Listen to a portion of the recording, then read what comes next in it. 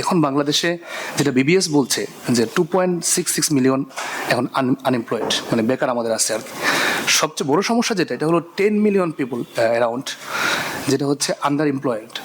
আমি গাজীপুর থেকে যেহেতু ইলেকশন করার প্ল্যান করছি, আমি দেখছি যে মানুষ 2,000 টাকা করে জব, 2,000 টাকা বেতনে জব করছে।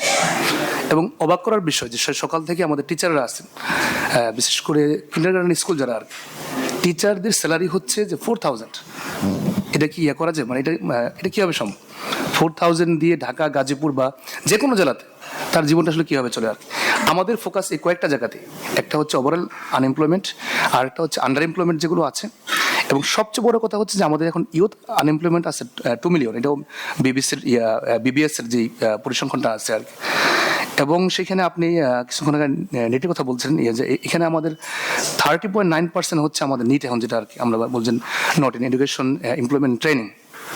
এবং সেখানে আমাদের ফিমেল ইউথ লেবার আছে হলো 36%। আমাদের আরেকটা জায়গা আছে, এটা হচ্ছে যে ইনফর্মাল এমপ্লয়মেন্টে আছে 84% আমাদের, যেটা প্রায় 58 মিলিয়ন পিপুল এখানে আছে আর কি। তো আমরা যখন প্ল্যান করেছি তখন সবগুলো বিষয় নিয়ে আমরা চিন্তা করেছি যে আমরা এখানে কী করতে পারি আর কি। তো অনেক চিন্তা এবং করার পরে আমরা আমাদের পলিসিতে আমরা নিয়ে আসছি, আমরা আমাদের ইউথদের এম্পাওয়ার করতে চাই এবং ইউথ ফার্স্ট পলিসি আমরা এখানে নিয়ে আসছি।